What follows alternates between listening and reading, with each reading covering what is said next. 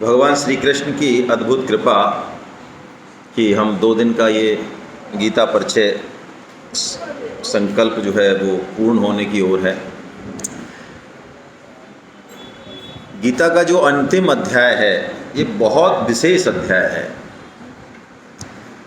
आपको ध्यान हो, मंदिर में सबसे ऊंचा कलश होता है और पहले जब पैदल यात्रा हुआ करती थी तो लोग 6-6 महीनों में मंदिर पहुंचते थे, तो मंदिर की ध्वजा और कलश जब दूर से दिख जाता था तो वहीं से वो साष्टांग दंडवत कर लेते थे। और शास्त्रों में ऐसा वर्णन है कि यदि आपको कलश या ध्वजा दिख गई और आपने उसको साष्टांग दंडवत कर लिया तो आपके गर्भगृह के और विग्रह के दर्शन के बराबर फल आपको मिले।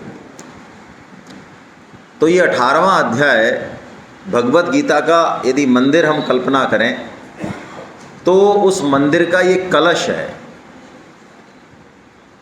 तो यानी इसमें ऐसी बात भी हैं जो अब तक गीता में नहीं कही गई, लेकिन मुख्यतः तो इसमें पूरी गीता को भगवान ने दोबारा से कहा है।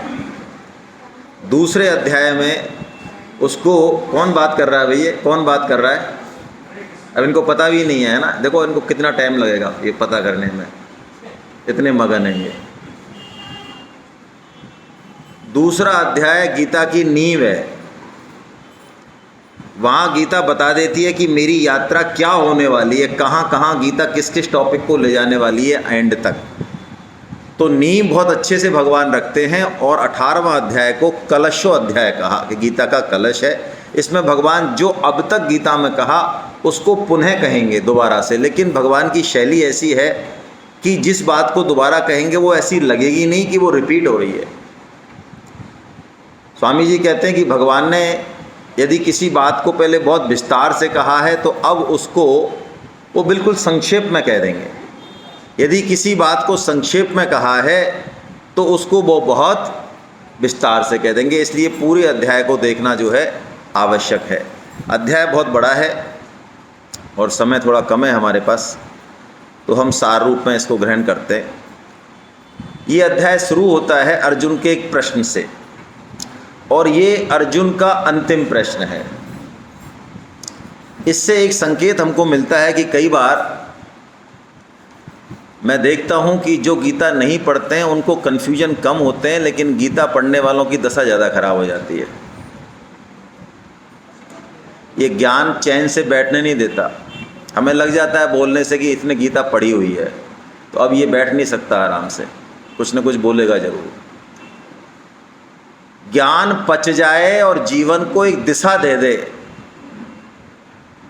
ये असली बात है। अर्जुन ज्ञान ग्रहण तो करना चाहते हैं, लेकिन ग्रहण करने के साथ उसको वो जीवन में उतारना चाह रहे हैं। अर्जुन का ये अंतिम प्रश्न है। अब अर्जुन कोई प्रश्न करने वाले नहीं है। इसका मतलब है कि हम यदि प्रश्न करें बहुत ज़रूरी है, शंका करना, प्रश्न करना तो बहुत आवश्यक है, करना ही चाहिए, लेकिन प्रश्न के बाद हमारी उन्नति होनी चाहिए। प्रश्न का उत्तर यदि मिले हमें तो उसके बाद हमारी आध्यात्मिक उन्नति होनी चाहिए। ये नहीं कि हम 5 साल पहले भी प्रश्न ही पूछ रहे थे और अभी भी प्रश्न ही पूछ रहे हैं और आगे भी प्रश्न ही पूछते रहेंगे। जहाँ भी जाएंगे वहीं पे माइक ले खड़े हो जाएंगे और कोई प्रश्न, और इतने खुश होंगे। कई बार ऐसी बात आती है कि भाई आपको हम प्रश्न का जवाब दे दें, एक तो ये कंडीशन है और एक ये कंडीशन है कि हम नहीं दे पाएँ, तो आपको प्रसन्नता किस में होगी? विद्वान आदमी को तब प्रसन्नता होती है जब सामने वाला जवाब नहीं दे पाए। समझ रहे हैं आप? तो इसका मतलब प्रश्न पूछने का उद्देश्य ठीक नहीं है। दुख होना चाहिए यदि जवाब नहीं मिले, तो ये होना चाहिए अरे बताओ इतना महत्वपूर्ण प्रश्न था और मुझे जवाब नहीं मिला इसका। लेकिन कई लोग खुश होते हैं कि देखो क्या हमने यॉर्कर मारा, हो गया ना चित्त। अर्जुन का अंतिम प्रश्न है ये। अब अर्जुन कोई प्रश्न करने वाले, क्या प्रश्न है अर्जुन का? भगवान ने जहाँ से शुरू किया सांख्य योग से, संन्यास योग से और कर्म योग से, तो अर्जुन ने उन्हीं के बारे में दोबारा पूछा कि प्रभु थोड़ा गैप हो गया है, जरा मेरे को सांख्य का यानी संन्यास का और त्याग का मतलब कर्म योग और संन्यास का मतलब सांख्य योग या ज्ञान योग, इनका तत्व जरा मुझे ठीक से दोबारा कह दीजिए। ये अर्जुन का प्रश्न है। भगवान ने इस प्रश्न के उत्तर में पूरा अध्याय कहा है। ये प्रश्न का उत्तर तो खत्म कर दिया भगवान ने 40वें श्लोक तक। उसके बाद भगवान ने खुद की इच्छा से भी बहुत कुछ कहा है, वो बड़ा महत्वपूर्ण है। जो भगवान खुद कहते हैं वो बहुत महत्वपूर्ण है, उसी को हम ज़्यादा देखेंगे। इसको ज़रा संक्षेप में देखेंगे। भगवान ने सबसे पहले त्याग का उत्तर दिया। भगवान ने कहा यदि हम स्वधर्म पालन जो हमारा कर्तव्य है उसका यदि हम त्याग कर देते हैं तो हमारा पतन हो जाएगा। ये इंपॉर्टेंट बात है। जो हमसे अपेक्षित है, जिस समय मित्र को, सखा को, समाज को, परिवार को, देश को, जो हमसे अपेक्षित है और हमारा कर्तव्य है। कर्तव्य क्या होता है? कर्तव्य वो होता है जिसको कि हमें करना चाहिए और जो हम कर सकते हैं। कर्तव्य क्या होता है? जो हमें करना चाहिए और जो हम कर सकते हैं। भगवान श्री कृष्ण 7 साल की उम्र में गोवर्धन पर्वत उठा देते हैं, तो हम अपने 7 साल के बालक को गोवर्धन पर्वत उठाने के लिए कहते हैं क्या? यार तू कन्हैया का तो देख, उसका तू भी तो उठा ले कम से कम। अगर तू 15 साल का हो गया अब तो उठा दे। हमें पता है कि ये इसकी क्षमता में, तो हम उसको नहीं कहते। तो भगवान ने गीता में यदि हमें कोई चीज़ करने के लिए कही है तो इसका मतलब हम उसको, क्योंकि जब हम इतने समझदार हैं कि हम अपने बच्चों को वो आज्ञा नहीं देते कि जो वो, तो कृष्ण हमसे थोड़े कम ही समझदार होंगे। यदि वो आज्ञा दे रहे हैं हमको कि मैं गीता के प्रचार से सर्वाधिक प्रसन्न होता हूं, तो इसका मतलब गीता का प्रचार हम कर सकते हैं। या कर्म योग, ज्ञान योग, भक्ति योग में जो भी आज्ञा भगवान ने दी है, इसका मतलब हम उनको कर सकते हैं। तो भगवान ने त्याग के बारे में जो मेन बात बताई उसको पकड़ने की जरूरत है। ये सबसे पहली बात है। छलांग लगाने की बात तो बहुत दूर की बात है। भाई पीएचडी तो सब करना चाहते हैं। गीता पूछ रही है एलकेजी में एडमिशन ले लिया क्या? भाई साहब वो पता नहीं, हम तो, हमें किसी ने बताया पीएचडी सबसे ऊंची डिग्री, हम तो सीधे ही वहीं घुस रहे हैं। ये आजकल सोशल मीडिया ने ये बीमारी पैदा कर दी। हम जिन चीज़ों के योग्य नहीं हैं, हमारा लेवल नहीं है, व्हाट्सएप यूनिवर्सिटी वो ज्ञान हमको प्रदान कर रही है। आप समझ रहे हैं? उसको हमें पचाने की क्षमता नहीं, समझने की क्षमता नहीं, और हमारे पास अंधाधुंध आ रहा है ज्ञान। ऊपर से बारिश हो रही है तो हम बावड़े हो रहे हैं। पहले क्या होता था, गुरु जो है हो सकता है 10 साल, हो सकता है 20 साल, नाक रगड़वाएगा हमारी, एक शब्द नहीं कहेगा ज्ञान का, लेकिन जब देख लेगा कि निराई गुड़ाई पूरी हो गई है तब बीज डाल देगा खेत में। वो बीज एकदम से पल्लवित पुष्पित हो जाएगा। आजकल हम कहते हैं हाँ गीता पढ़ तो ली भाई साहब थोड़ी बहुत, लेकिन कुछ मज़ा आया नहीं ज़िंदगी में। तो सबसे पहले हम स्वधर्म पालन करें अपना। स्वधर्म पालन स्टार्ट होता है शरीर के स्तर पर वर्णाश्रम धर्म से। हम स्त्री हैं, पुरुष हैं, वैश्य हैं, ब्राह्मण हैं, जो भी अभी हमको मिला हुआ है, बिजनेसमैन है, हम वहाँ पर अपना स्वधर्म पालन करें निष्काम भाव से। यदि हमने उसका त्याग कर दिया तो भगवान ने कहा ये तामस त्याग है, इससे तेरा पतन हो जाएगा, ये कभी नहीं करना चाहिए। ये बात समझ में आ गई? ये त्याग के बारे में कहा। अब भगवान संन्यास के बारे में बता रहे। संन्यास क्या है? सम्यक न्यास है से संन्यास है। देखिए कर्म अपने आप में बुरा नहीं है, जड़ है वो तो अच्छा बुरा क्या होता है? पत्थर है तो वो अच्छा बुरा क्या है? आपको कैसे यूज करना है उस पर अच्छा बुरा है। अब हम सर फोड़ लें, उससे ठोकर लगा लें तो वो बुरा है हमारे लिए, और हम दीवार बना लें, नक्काशी कर ले तो अच्छा है। ऐसे ही कर्म में यदि हम अपना कर्ता भाव छोड़ दें, कर्म में यदि हम अपना कर्ता भाव छोड़ दें तो वो कर्म हमारे लिए बंधनकारी। देखिए रस्सी बंधनकारी होती है, रस्सी से हम बंध जाएं तो बड़ी दिक्कत आ जाए, लेकिन वो रस्सी जो पड़ी हुई है जिससे हम बंध सकते हैं उसको जला दिया जाए तो आपको वो राख वाली रस्सी दिखेगी, दिखेगी ना, राख बन जाएगी उस रस्सी की, लेकिन क्या उसमें बांधने की क्षमता है? उसमें बांधने की क्षमता नहीं है। कर्म में से जैसे ही हमने अपना कर्तापन, फलेच्छा, इन दोनों को निकाल दिया बाहर, वैसे ही वो कर्म चाहे कितना ही बड़ा हो, कितना ही घोर हो, अर्जुन के जैसा युद्ध हो, कैसा ही कर्म हो, लगेगा दुनिया को ये तो कोई कर्म योगी नहीं है, कोई ज्ञान योगी नहीं है, तो रात दिन कर्मों में लगा हुआ है, वो कर्म हमको बांधने वाला नहीं रहेगा। ये ही संन्यास है। संन्यास का मतलब गीता बिल्कुल नहीं कहती कि जो जिम्मेदारी मिली है, जो चीज़ मिली है प्रारब्ध से, उसको छोड़ के और भाग जाएं। ये जो भागना भागना हम करते हैं ना, ये वास्तव में हम कोई परमात्मा प्राप्ति नहीं करना चाहते। हम तो ये जो फफूंद है ना हमारे आसपास, इनसे पिंड छुड़ाना चाहते हैं। ये जो सन्यास भी लेना चाहते हैं ना, वैसा अब तुम भगवान का भजन करेंगे तीर्थ में, वो भजन भजन नहीं करना है कुछ भी। ये जो बीमारियां यहाँ हमको दिख रही हैं, जो हमारे प्राण पिए जा रहे हैं, इनसे हम पिंड छुड़ाना चाह रहे हैं। और वहाँ आश्रम में जाके भी, और यदि हमको ये बीमारियां पड़ गई तो फिर कहाँ जाएंगे भाई? बीमारियां तो वहाँ भी हैं। एक पंडित जी थे, तो वो ब्रह्म ज्ञान की बात किया करते थे। पंडितानी बड़ी सीधी थी, बिना पढ़ी लिखी थी, लेकिन अपना कर्तव्य कर्म पूरा करती थी। अब पंडित पति विद्वान हो और पत्नी अनपढ़ हो तो एक दिन दाल में नमक कम हो गया पंडितानी से। तो पंडित जी, अब वो बड़ा, उनका व्यवहार बड़ा कटु था, बड़ी परेशान थी पंडितानी। व्यवहार, अपनी सेवा करती थी लेकिन उनका व्यवहार कटु था, उनको अभिमान था अपने पांडित्य का। तो जब नमक कम हो गया तो जो है वो चिल्लाने लगे, तुमको इतना ही होश नहीं है, ये नमक तुमने कम कर दिया, तुम इतना ही ध्यान नहीं रखती, तुम्हें क्या काम है, मैं तो बाहर ब्रह्म ज्ञान में। तो उन्होंने कहा ठीक है, कम हो गया, मैं ले आती हूँ, आप और डाल लीजिए। अरे तुम जानती नहीं हो, नमक जब पकता है ना उसमें, तब उसमें मज़ा आता है। तो उस दिन जो है उनको गुस्सा आ गया पंडितानी को। उन्होंने कहा कि यदि तुमको ब्रह्म ज्ञान का स्वाद आ जाता ना, तो ये 2 कौड़ी के नमक में तुम जो है घूमते नहीं। अब उनको बात चुभ गई। उन्होंने कहा ठीक है, हम तो तुम्हारे लिए पढ़े थे, अब हम छोड़ के जा रहे हैं, हम घर छोड़ देंगे। पंडितानी ने बड़ा जो है उनको मनाया। अब उसके बाद से तो उनको हाथ आ गई तरकीब, वो जब कोई धमकी दें तो कहते हम घर छोड़ के चले जाएंगे। तो एक दिन मनकोजी जी एक संत हैं, वो उनके घर पे आए। तो पंडितानी जब भिक्षा देने लगी तो कहा, बेटी इतनी दुखी क्यों हो?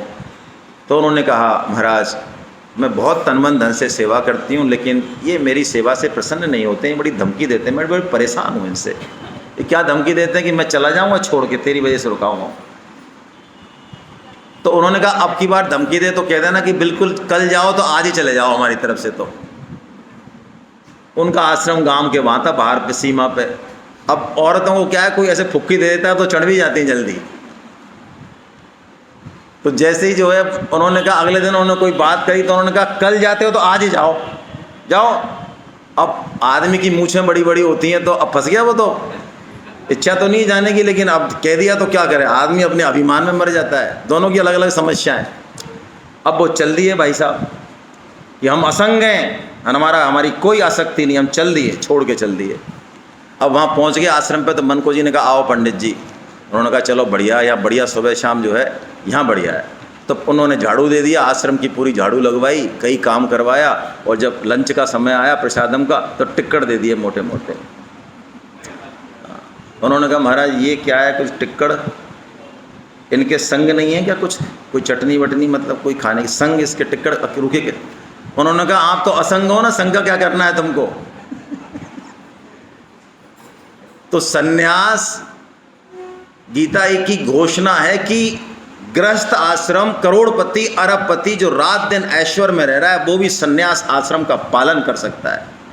सन्यास है कि हम उस कर्ता भाव को, उस आसक्ति को छोड़ दें।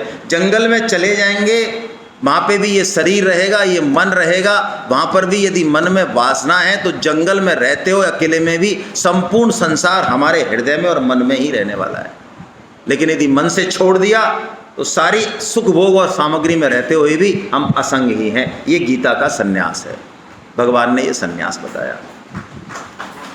गीता जंगल जाने की बात करती नहीं है, कलयुग में जाना भी नहीं है हमको अभी छोड़ना है बस। मन से छोड़ना भी क्या है, फिजिकली कुछ नहीं छोड़ना है, छोड़ने की बात ही नहीं करी, मन से छोड़ देना है। सच्चा त्याग कबीर का, जो मन से दिया उतार, ये कबीर जी ने कहा। भगवान ने ये त्याग बताया, सन्यास बताया। अब भगवान ने क्या कहा कि सच्चा त्याग और सच्चा सन्यास करने के लिए तुझे चेक करना पड़ेगा कि तेरी बुद्धि, धृति, तेरा कर्ता, तेरा कर्म, ये कैसे हैं, जरा चेक कर तू इनको। कैसे चेक करें? 3 गुणों के आधार पे चेक कर। भगवान ने कहा देखो 3 तरह के कर्म हैं, सात्विक, राजसी और जैसा। और कर्म में भी इंपॉर्टेंट है कर्ता, क्योंकि जैसा कर्ता होता है वैसा ही कर्म होता है। जैसे हम कहते हैं ना लेखनी, पेन पहले लेखनी होती तो लेखनी है। अब एक आदमी तो उससे हीरे जैसे अक्षर लिख रहा है और एक आदमी बड़े ऐसे उटपटांग अक्षर लिख रहा है, तो दोष किसका हुआ, लिखने वाले का कि लेखनी का? यदि लेखनी को दोष दोगे तो नाच न जाने और आंगन। तो भगवान कहते हैं तू चेक कर कि तू करता कैसा है, तू जो कर्म करता है उसके पीछे तेरा भाव कैसा है, तेरी बुद्धि कैसी है, जरा चेक कर, सात्विकी है, राजसी है कि तामसी है। और बुद्धि से भी इंपॉर्टेंट चीज है धृति। धृति मतलब जो बुद्धि ने जो निर्णय लिया उसको टिकाए रखने की जो ताकत है वो काम करेगी, बुद्धि ज़्यादा काम नहीं करती है। हम लोग सत्संग में आते हैं तो बोलिए अच्छे अच्छे निर्णय लेते हैं कि नहीं लेते हैं। आज आपके मन में कितने शुभ भाव जनरेट हो रहे होंगे। जैसे कि स्टूडेंट बैठे हैं, स्टूडेंट कई बार जब एग्ज़ाम का टाइम टेबल बनाते हैं ना तो ऐसा कस के बनाते हैं, सुबह 3:45 बजे उठेंगे, फिर 4 से 6 फिजिक्स पढ़ेंगे, फिर बस 5 मिनट बाथरूम जाएंगे, 4, 5 से 8 मम्मी पापा कहें बेटा थोड़ा आसान है कि इसको थोड़ा, अरे नहीं पापा, ऐसा खींच के बनाएंगे उसको। और 2 दिन बाद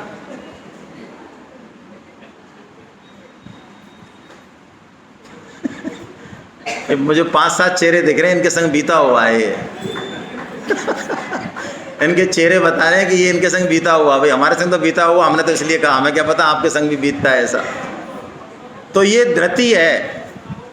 धृति, बुद्धि कैसी भी हो, धृति यदि इंपॉर्टेंट है तो आपको जिता देगी। आपको याद है, आपने बचपन में कहानी पढ़ी होगी, कछुए में और खरगोश में दौड़ होती है, स्पीड किसकी ज़्यादा होती है भाई? जीतता कौन है भाई? हाँ, ये लाइफ का लेसन है भाई। क्योंकि कछुए के पास क्या है? धृति है। वो देखता है कि एक खरगोश है, आराम कर रहा है, वो भी थक रहा है, छांव उसको भी अच्छी लग रही है, उसका भी आराम करने का मन है, लेकिन वो कह रहा है नहीं, पहले मैं लक्ष्य की प्राप्ति कर लूँ फिर मैं जो है करूँगा। और खरगोश तो कह रहा है अरे मच्छर तू उड़ तो सही, कितना उड़ता है, मैं अभी एक जंप में पार कर दूँगा। वो सोता रह जाता है।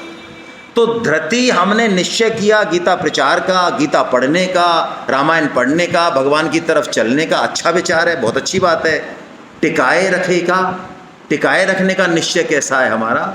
पता चला 3 दिन 5 दिन बाद हम फ़ोन करें आपको कि भाई साहब हम जो है वो, आपने वो गीता की बड़ी अच्छी बात की थी कि कम से कम 21 के, आप कौन बोल रहे हैं? संतोष गुप्ता। कौन संतोष गुप्ता? यार हम मिले थे ना वो एक सेमिनार, कौन से? अच्छा अच्छा अच्छा, ठीक है, अभी थोड़ी देर बाद में करते हैं, थोड़े हम बिजी हैं, अभी शाम को बात करते हैं। उड़ गई। इसको टिकाए रखना ये धृति है। तो हम इसको चेक करें, हमारी बुद्धि कैसी है, हमारी धृति कैसी है, हम करता कैसे हैं। इसका कॉमन फंडा बता देता हूँ। यदि हम कर्म से समाज की, देश की, भगवान की सेवा करना चाह रहे हैं, अपना कर्तव्य मान रहे हैं और खुद नहीं चाह रहे हैं, तो वो कर्म कैसा होगा? सात्विक होगा। यदि हम उससे सब कुछ चाह रहे हैं, हम ये चाहेंगे प्रसिद्धि, यश वगैरह, इस भाव से हम कर्म कर रहे हैं, तो कैसा होगा? राजस हो। इस बुद्धि से कर रहे हैं। और हम जो कर्म कर रहे हैं उससे किसी को कितना नुकसान हो रहा है? हमने गाड़ी पार्किंग कर दी, अब ट्रैफिक इधर से भी जाम और उधर से भी जाम, हमें कोई नहीं हो, भाई साहब हमको पता ही नहीं है। हमको पहले तो आप आओ, फिर हमको हिलाओ चारों तरफ से, फिर अच्छा हमारी वजह से ट्रैफिक, तो भाई साहब बगल से निकल जाते ना, इतनी जगह तो थी इसमें। यानी इनको यही होश नहीं है कि इनके वजह से, इन भाई साहब की वजह से क्या हो रहा है। ये कौन से? ये तामस भाई साहब हैं, ये बहुत पाए जाते हैं। ये कौन सा गुण है? ये तामसी है। इनको यही नहीं पता कि मेरे किसी कर्म से समाज का, देश का, अड़ोसी का, पड़ोसी का, लोगों का क्या हो रहा है, कुछ नहीं पता। अब अंतिम बात जो हम कर रहे हैं, क्योंकि ये चारों पांचों ये तो अनुचर हैं, अनुयायी हैं, किसके? सुख के, सुख के अनुयायी हैं। हमको पकड़नी असली बात यह कि अभी हम कौन सा सुख चाहते हैं, सात्विक सुख चाहते हैं कि राजस सुख चाहते हैं कि तामस सुख चाहते हैं, इसको पकड़ना है। यदि आपने इसको पकड़ लिया तो आपकी बुद्धि, धृति, कर्म सब कुछ ठीक हो जाएगा। सात्विक सुख क्या है भाई? समझें। भगवान कह रहे हैं सात्विक सुख में, पहले तो सात्विक सुख जहर की तरह लगता है, लेकिन यदि उसमें रमण किया मतलब अभ्यास किया, तो बाद में वो कैसा हो जाता है? अमृत की तरह। ये तो सात्विक सुख है। और राजस सुख के बारे में भगवान कह रहे हैं ये शुरू में लगता है अमृत की तरह, लेकिन परिणाम में कैसा हो जाता है? अब आप कैटेगराइजेशन करो, गीता पढ़ना,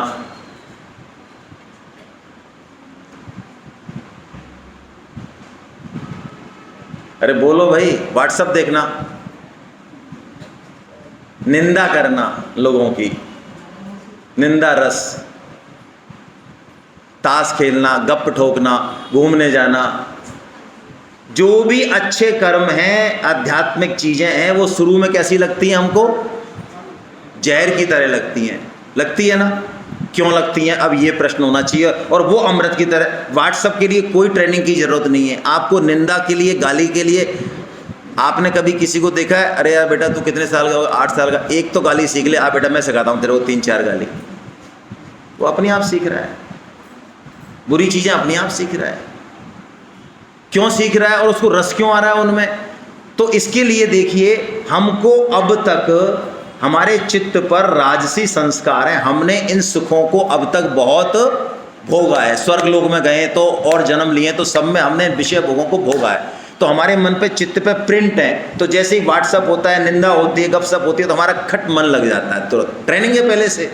लेकिन सात्विक सुख में हमें आराम से मन, लेकिन भगवान कह रहे हैं तुझे शुरू में ये जहर की तरफ दिखेगा, लेकिन तू यदि इसमें लगा रहा, थोड़ी सी प्रैक्टिस की, तो ये अंत में कैसा होगा? अमृत की तरह होगा। भाई जो बच्चे मेहनत कर लेते हैं अच्छे से, नेचुरली है वो अच्छे, उनका लाइफ, उनका कैरियर अच्छा रहता ही है। अब जिन भाई साहबों ने जो है अमिताभ बच्चन की पिक्चर देखी है, शाहरुख खान की नकल करी है, तो अब वो तो यानी क्या करेंगे? फिर वो कहते हैं भाई साहब ये तो कम तो हम भी नहीं थे, पर हमको मौका नहीं मिला। तो सात्विक सुख को हम अपने जीवन में धारण करें, ये भगवान का कहना है। और तामस सुख की तो बात ही मत करो, है ना, वो तो बेकार का सुख है। राजस सुख को जीवन से हटाएं। इसके लिए भाई देखिए, मैंने आपको बताया, सार रूप में पुनः निवेदन कर रहा हूँ, कोई ना कोई संकल्प अवश्य कीजिए कि हमको 1 माला, 2 माला, 4 माला भगवान नाम जप की करनी है। आप पढ़ रहे हो तब भी नुकसान नहीं होगा, गारंटी ले लो मेरे से। यदि आप आधा घंटे, 1 घंटे भगवान नाम जप में दे रहे हो, कीर्तन में दे रहे हो, मैं चैलेंज के साथ कह रहा हूँ, नुकसान नहीं होगा। जो आपकी बुद्धि 4 घंटे में ग्रहण नहीं करेगी, वो 2 घंटे में ग्रहण करेगी और परमानेंट करेगी। इतना फर्क पड़ जाएगा, मान लो बात मेरी। माला का संकल्प ले लो, गीता प्रचार का संकल्प ले लो, गीता का पारायण करने का संकल्प ले लो, रामचरितमानस का संकल्प ले लो। ये संकल्प ले लो कि भैया हमको गलत लोगों से उलझना नहीं है, लेकिन इनका संग नहीं करना, हम अच्छे लोगों का संग करेंगे, गलत संगत छोड़ देना। अपने आप हमारा मन सात्विक सुख में लग जाएगा। इसके बाद भगवान ने कर्म योग को दोबारा से और कहा, 2 श्लोकों में कहा। वो श्लोक हम ले लेते हैं जल्दी से, है ना। ये तो सुख आ गया, अब मैं श्लोक ले रहा हूं। ये देखिए, एक भगवान ने शब्द बोला, अभिरति। कर्म को कर्मयोग कौन बना देगा? यदि रति होगी। रति मतलब उसमें चाह हो, प्रेम हो, करने की ललक हो। यदि हम अपने कर्म को प्रेम करने लग जाएं, जैसा कि आपकी किताब में एक एग्जाम्पल है कि 3 मूर्तिकार हैं, समझना। आप IITian बन रहे हो, MBBS बन रहे हो, बहुत बड़ी बात नहीं है। आपका उद्देश्य क्या है, वो बड़ी बात है। उद्देश्य पूछेंगे तो उद्देश्य थोड़ा सा राजसी निकलेगा, उससे कल्याण नहीं होने वाला। 3 मंदिर बन रहा है, 3 मूर्तिकार हैं। एक मूर्तिकार से पूछा, भैया तुम मूर्ति क्यों बना रहे हो, पत्थर क्यों तोड़ रहे हो? उसने कहा, यार अपने कर्म फोड़ रहे हैं भैया, पत्थर क्या तोड़ रहे हैं। यहाँ पत्थर फोड़ेंगे तो कुछ 2 पैसे मिलेंगे, घर वालों को रोटी खिलाएंगे, हम रोटी खाएंगे। अच्छा ठीक है, बढ़िया है। दूसरे को पूछा, वो थोड़ा ज़्यादा अच्छे से काम कर रहा था, उसको पूछा, उसने कहा, भाई साहब मैं ऐसी मूर्ति बनाना चाहता हूँ कि शहर में नाम हो जाए मेरा कि मैंने बनाई है, लोग पूछें अच्छा इसने बनाई है, इसी से मूर्ति बनाए, मेरा बिजनेस बढ़े। चलो बहुत बढ़िया, अच्छा काम कर रहे हो। तीसरे से पूछा, आप क्यों इतना तल्लीन हो रहे हो, आपको तो पता ही नहीं है हम आ गए। उसने कहा, मेरी इच्छा ऐसी है कि मैं ऐसी मूर्ति बना दूं, राधा कृष्ण की मंदिर था, कि जो भी राधा कृष्ण के दर्शन करे उनके हृदय में भगवान के प्रति प्रेम पैदा हो जाए। तो अब ये तीसरी जो बात है, ये कर्म योग हो गया, ये अपने कर्म से भगवान का पूजन हो गया, पूजन हो गया। हमारे जयपुर में एक संत हैं, परम श्रद्धेय अनिरुद्ध जी महाराज, वो 6 लाख नाम जप करते हैं। कितने? हाँ, दिमाग मत लगाना, कैलकुलेटर मत लेना हाथ में।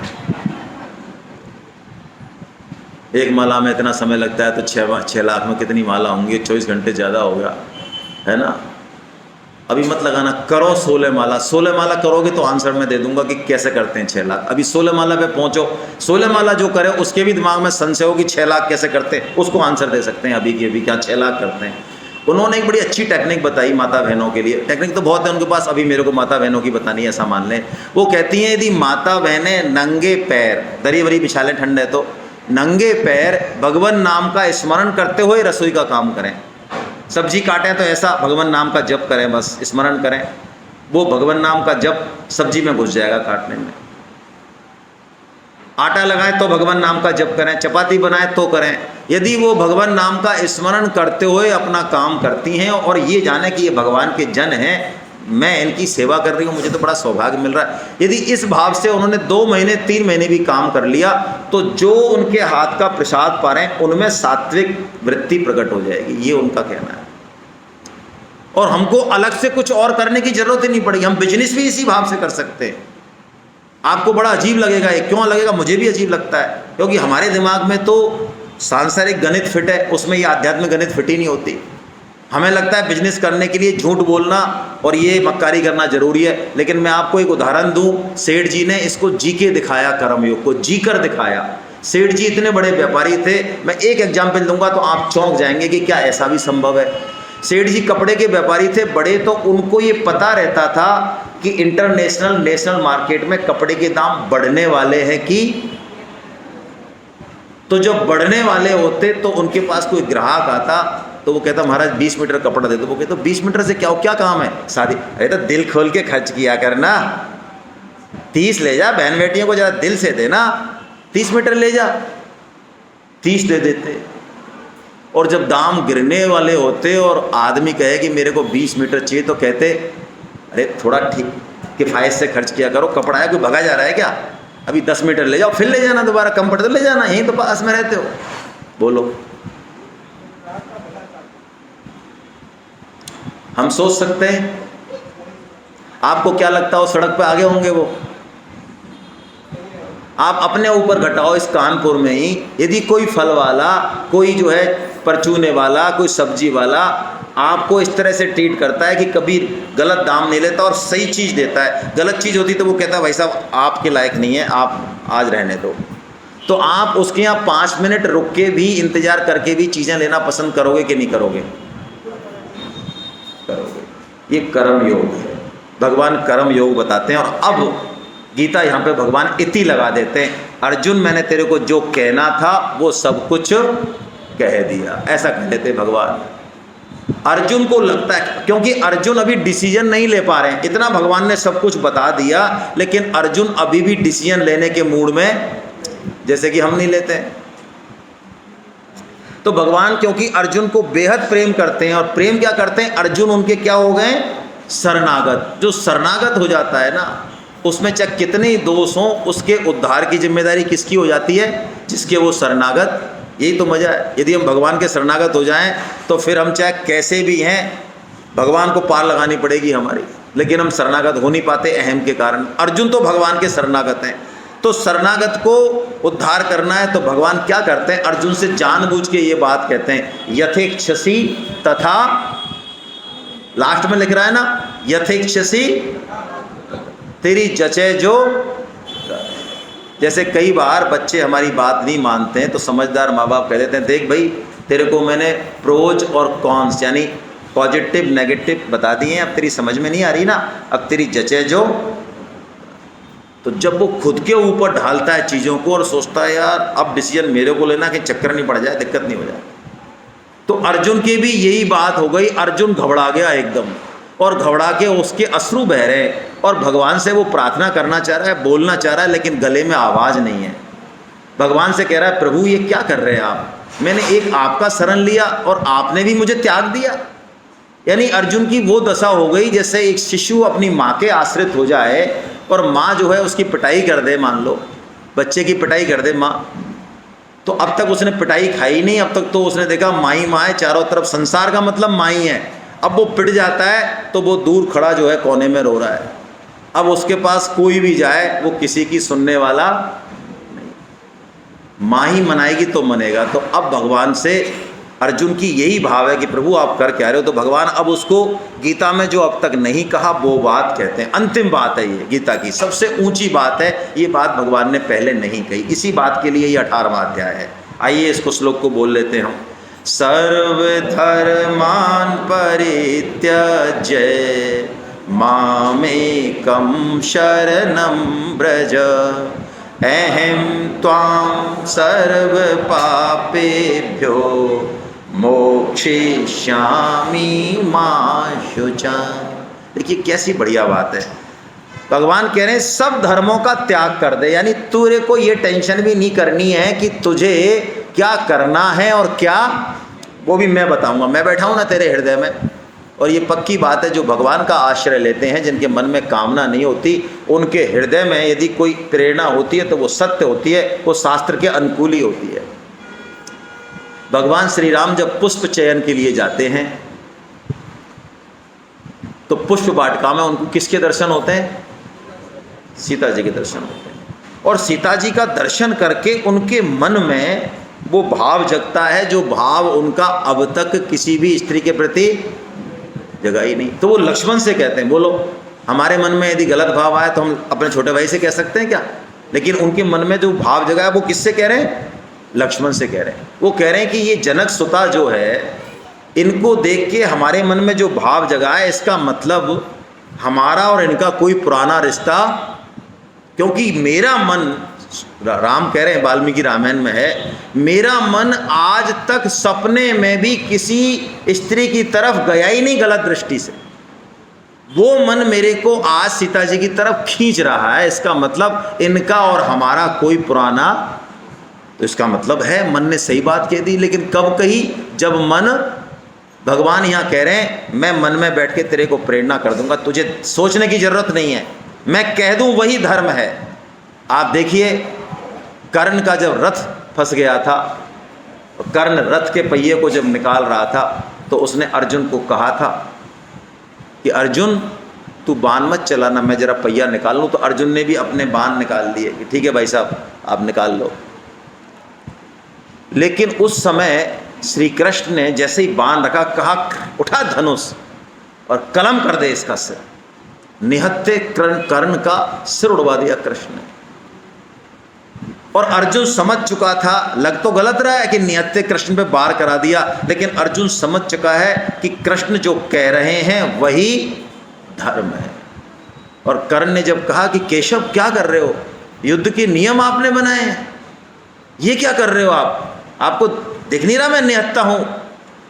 धर्म, ये धर्म नहीं अधर्म है। तो कृष्ण ने कहा कि अभी अभी तुम 7 लोगों ने घेर के और अभिमन्यु को मारा है, तब वो धर्म कहाँ गया? द्रौपदी को वस्त्रहीन करके लाने की जो कुचाल थी, उसमें तुम सहयोगी थे। एक अबला नारी के साथ, घर की एक बड़ी बहू के साथ तुम्हारा ये व्यवहार, तब तुम्हारा धर्म कहाँ गया? जो अधर्म के साथी होते हैं वो धर्म की दुहाई नहीं दे सकते। अर्जुन खड़ा हो और खत्म कर दे, इसको खत्म कर दिया अर्जुन ने। यही धर्म है, सर्वधर्मान परित्यज्य। भगवान की आज्ञा पालन में कोई धर्म का विनाश नहीं होता। गोपियाँ पति धर्म का, पुत्र धर्म का, सब धर्मों को त्याग देती हैं, लेकिन किसके लिए? कृष्ण के लिए, कृष्ण के लिए। भगवान ने वही बात कही है, सर्वधर्मान परित्यज्य माम एकम शरणम भजा, मेरी शरण हो जा, फिर तुझे कोई पाप भी लगेगा, होगा नहीं, पाप होगा लगेगा नहीं तेरे को। क्यों? मैं बैठा हूं ना, पाप और पुण्य का फैसला तो मैं करूंगा। मां शुचे, तू घबराए मत। अब भगवान ने एक अंतिम बात कही, देखो, शरणागति हमारी दृढ़ हो, शरणागति का भाव आए। जो लोग कर्म योग, ज्ञान योग और भक्ति योग भी नहीं कर सकें, भगवान अंत में, बिल्कुल अंत में, ये सबसे सरल साधन बता रहे हैं। सेठ जी महाराज को इन श्लोकों को पढ़ के लगा कि कलयुग में हम बातें भले ही कर लें, ना तो हम कर्मयोग कर पाते हैं, कहाँ सेवा कर पाते हैं बताओ? सेवा के बदले हम जरूर कुछ ना कुछ चाहते हैं, निष्काम सेवा हम नहीं कर पाते भाई। और ज्ञान योग की तो बात ही छोड़ दो, और भक्ति तो हमारे यहाँ कपट भक्ति है, भक्ति का तो लेश ही नहीं है हमें।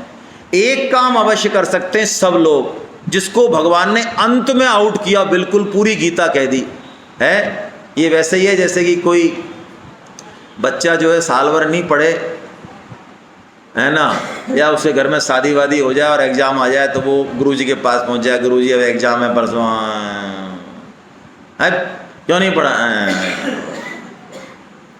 कुछ बता दो, इंपॉर्टेंट बता दो। गुरुजी कहते हैं चल ये 5 प्रश्न याद कर जा बेटा, जा, तो होगी ना नैया पार। ऐसे ही भगवान लास्ट में बिल्कुल सार बात बता रहे हैं। क्या बता रहे हैं? 3:9 में देखिए, मैं हिंदी अर्थ पढ़ रहा हूँ। ऊपर में तो कह रहे हैं अर्जुन, ये मेरे जो गीता शास्त्र है, जो मेरा वचन है, ये जो मेरे भक्तों में कहेगा वो मुझको ही प्राप्त होगा, इसमें संशय। अब आपको समझ में आया भाई, हम बार बार आपसे गीता प्रचार की बात क्यों करते हैं? आपको लगता है हमारा इसमें कोई स्वार्थ है? हाँ है, हमारा भी स्वार्थ है, रॉयल्टी हमको भी मिलेगी भाई, इसमें क्या बात है। लेकिन भगवान ने यही नहीं कहा गीता प्रचार कर, निष्काम भाव से कहा, लेकिन सकाम भाव नहीं होना चाहिए, ध्यान रखना। सकाम भाव से गीता प्रचार किया तो नहीं मिलेगी ये बात, निष्काम भाव होगा। निष्काम भाव का मतलब हमको कोई भी अपेक्षा नहीं रखनी है। मान लो कोई आदमी कहे, कोई लेडीज़ कहे कि साहब अपर्णा जी ने तो मेरा जीवन बदल दिया, अपर्णा विश्वास मेरे लिए महान है, तो अपर्णा विश्वास अब उछलें ना, वो बल्कि ये सोचें कि देखो भगवान ने मेरे को क्या निमित्त बना दिया, कि किसी से भी कहलवा देते भगवान, इसको मेरे से ही कहलवा दिया। तो हम तो भगवान को ये प्रार्थना करें, प्रभु वैसे तो कल्याण आप ही कर रहे हो सबका, अरे आप ही सृष्टि चला रहे हो, तो 2-4 आइटम जरा 2-4 केस हमारे हाथ से भी करवा दो ना महाराज, जैसे क्या कर रहे हो आप, है ना। तो सफलता मिले तो ये भाव रखना चाहिए। अब भगवान ने कहा वो मुझे ही प्राप्त होगा, इसके बाद रुके नहीं, भगवान ने और बात कही जो सबसे इंपॉर्टेंट है। भगवान ने कहा जो निष्काम भाव से गीता प्रचार करेगा उसके समान मेरा प्रिय ना तो कोई हुआ और ना कोई इस पूरे भूमंडल पर। बोलो कितनी बढ़िया बात है, कितनी बढ़िया बात है। अब गीता प्रचार करने के लिए कहा भगवान ने, ये नहीं कहा कि यार तेरे को सफलता ही मिलनी चाहिए, ऐसा कहा है क्या? हमारी जितनी कैपेसिटी है, जितने कॉन्टैक्ट्स हैं, सबके फ़ोन में कॉन्टैक्ट्स हैं, सबके रिश्तेदार हैं, बस जोड़े उनको गीता से। और भगवान ने कहा जो गीता पढ़ रहे हैं, हम जो पढ़ रहे हैं यहाँ, उसको भगवान ने नीचे के श्लोक में कह दिया वो ज्ञान यज्ञ से मेरी पूजा कर रहे हैं। बोलो आप 4.32 और 33 देखना, जितने भी द्रव्य यज्ञ हैं, यानी द्रव्य का मतलब जिसमें सामान लगता है, पदार्थ लगता है, संसार में बड़े से बड़ा परोपकार, शिक्षा, स्वास्थ्य, बड़े से बड़ा, वो सब द्रव्य यज्ञ में आता है। और गीता का वचन है उन सब द्रव्य यज्ञों से कौन सा श्रेष्ठ है? और ज्ञान यज्ञ में भी गीता का ज्ञान यज्ञ। बोलो दो दिन में हमसे ज्ञान यज्ञ हो गया। ये हमारा समय जाया नहीं हुआ भाई। भगवान कहते हैं कोई पढ़ नहीं पाए तो भगवान कह रहे हैं तो सुन तो ले महाराज। भगवान कहते हैं सुन लेगा वो भी मुझे ही प्राप्त हो जाएगा। जय हो, वाह क्या बात है। लेकिन उसमें शर्त लगा दी भगवान ने। तो सुनने में क्या शर्त लगा दी? श्रद्धावान अनसूयश्च, 2 शर्त है उसमें। श्रद्धा होनी चाहिए। श्रद्धा का मतलब देखो, कभी आपको ऐसा कन्फ्यूजन हुआ अपने बारे में कि यार हम हैं तो सही ना, या हम नहीं हैं? ऐसा कन्फ्यूजन होता है कभी अपने बारे में? अरे हैं भाई, साक्षात दिख रहे हैं ना सबको। नहीं होता ना अपने बारे में कन्फ्यूजन कभी कि हम हैं कि नहीं हैं? ऐसे ही भगवान की बातों में पूरी श्रद्धा हो, कोई कन्फ्यूजन ना हो। जैसे खुद पे विश्वास है कि हम हैं, इतना विश्वास किस पे हो जाए? ये क्या है? और अनसूया, दोष दृष्टि नहीं। भगवान कह रहे हैं मैं मालिक हूं तो माने, बिल्कुल मालिक है भगवान। भगवान कह रहे हैं मेरे नाम से मुक्ति हो जाएगी तो मान लें नाम से हो जाएगी। ये नहीं यार, ये क्या बात है यार, भगवान थोड़ी इतनी बड़ी बड़ी फेंकते हैं यार, नाम से मुक्ति हो जाएगी। कर्म कछु मत करो बल्कि नाम से मुक्ति हो जाएगी। अरे भाई, भगवान कह रहे हैं, आप नहीं कहते हो क्या? आप किसी अच्छे पद से रिटायर हो, अच्छा फाइनेंस में जा रहा है क्या, तो वहाँ मेरा नाम ले देना तेरा काम हो जाएगा। अच्छा तेरा नाम ले देना, हाँ देखो कितना अहंकार है। वहाँ मैं रहा हूँ 15-20 साल हेड ऑफ द डिपार्टमेंट, वहाँ मेरा नाम ले देना तेरा काम। बोलो कहा कि नहीं कहा आपने? तो भगवान तो सबके हेड ऑफ द डिपार्टमेंट है भाई। अब अर्जुन से पूछा, अर्जुन मैंने तेरे को जो गीता कही वो तेरे को समझ में आई या नहीं? अब अर्जुन जो जवाब देते हैं उससे स्पष्ट हो जाता है कि अर्जुन को गीता समझ में आ गई। अब भगवान कुछ नहीं बोलेंगे, आ गई तो। नहीं आती तो भगवान कुछ बोलते। कैसे पता चल रहा है कि आ गई? अर्जुन का एक एक वाक्य बड़ा जोरदार है। वो क्या कह रहे हैं? मेरा मोह नष्ट हो गया। क्या मोह? कि मैं इनको मारने वाला हूँ, मारने से पाप लगेगा, मैं कौन हूँ आप कौन है मुझे कुछ नहीं पता था, तो मेरा मोह नष्ट हो गया, मैं ये सारी चीज़ें जान गया। लेकिन कैसे जान गया? आपकी कृपा से। किसको कारण बता रहे हैं? भगवान की कृपा को कारण बता रहे हैं मोह नष्ट होने में। और अब मोह नष्ट हो गया तो हम कैसे मान लें आपका मोह नष्ट हो गया? तो अर्जुन जो बोलते हैं उससे पता चल जाता है कि हमारा मोह नष्ट हुआ कि नहीं हुआ, अर्जुन का हुआ कि नहीं हुआ। लास्ट के शब्द पढ़ रहा हूं बस, करिष्ये वचनम तव। अब मैं आपकी आज्ञा का पालन, ये जीव से हाईएस्ट अपेक्षित है, इससे ऊपर जीव कुछ नहीं चाहिए उसको, इससे ऊपर कोई बात नहीं है शास्त्रों में। हम भगवान की आज्ञा का पालन करें, बस यही है, यही भक्ति है, यही ज्ञान है और यही कर्म है, इससे ऊपर कुछ नहीं है। यदि भगवान के पंखे के वो उल्टा लटक जाए तो हम उल्टे लटक जाए, क्या दिक्कत आ रही है? भगवान कह रहे हैं हमें क्या दिक्कत है? भगवान कह रहे हैं गीता का प्रचार कर, तो हाँ करना है हमको प्रचार, दिमाग नहीं लगाना। आज्ञा पालन सबसे बड़ी सेवा है। और यही बात संजय कहते हैं। संजय भगवान के बहुत विशेष भक्त हैं, उन्होंने तो ऐसी बात कह दी जो कृष्ण से भी ऊपर है, कृष्ण से भी ऊपर है। संजय का जो ये श्लोक है, जो गीता का अंतिम श्लोक है, ऐसा माना जाता है कि पूरी गीता को संजय ने मानो एक श्लोक में निचोड़ दिया है। आप कहेंगे कृष्ण ने क्यों नहीं निचोड़ा भाई? देखो भगवान जो है ना वो भक्तों को मान देते हैं। भगवान भक्तों को क्या मानते हैं? अपना मुकुट। जैसे दादा अपने पोते से हार जाए तो बोलो बाहर जाके रोएगा कि खुश होगा? बोलो हार, किससे हार रहा है? अच्छी बात है क्या भाई? पोते से हार गया, छोटे से है, अच्छी बात है। बड़ा इठला इठला के घूम रहा है, आज तो बाहर भी कहेगा, हाँ कहेगा हाँ तो यार मेरे पोते ने हरा दिया मेरे को, है। ऐसे ही भगवान भाई भक्तों से हार के खुश होते हैं। तो संजय के मुंह से वो बात कहलवाई है, बड़ी जबरदस्त बात, अंतिम बात। यत्र योगेश्वर कृष्णो यत्र पार्थो धनुर्धरा तत्र श्रीर्विजया भूतिर ध्रुवा नीतिर्मतिर्ममा। अर्जुन संजय कह रहे हैं ये मेरा मत है। क्या मत है? जहां भगवान कृष्ण है और जहां अर्जुन है। अर्जुन कौन है? जो भगवान की आज्ञा का पालन करने के लिए तैयार है। बोलो हम तैयार हैं? तैयार हैं। और कृष्ण कहाँ नहीं है? कृष्ण सब जगह हैं। तो यदि हम तैयार हैं तो तैयार होते ही चार चीजें, भगवान संजय कह रहे चार चीजें हमको मिल जाएंगी भाई। ये IIT IIM और किसी भी करोड़पति बिजनेस से भी बड़ी चीजें क्या मिल जाएंगी? श्री मिल जाएगी हमको। ओहो, श्री मतलब कोई कमी नहीं रहेगी, हैं? भगवान का भक्त क्यों कमी में रहे? भगवान ने एक से एक ऐश्वर्य आएगा हमारे जीवन में, लेकिन वो धन संपत्ति, वो ऐश्वर्य भी हमारा नुकसान नहीं। धन उल्लू बना देता है, पतन कर देता है, लेकिन भगवान की कृपा से जो धन आएगा वो धन के भोग उपलब्ध कराते हुए भी हमारी बुद्धि को भ्रमित नहीं करेगा। ये बात है, इसको श्री कहते हैं। धन नहीं चाहिए साधक को, क्या चाहिए? श्री चाहिए। अभी दिवाली आने वाली है, दीपावली पे हमको अकेली लक्ष्मी का पूजन नहीं करना चाहिए। यदि आप करते हैं तो बंद कर देना।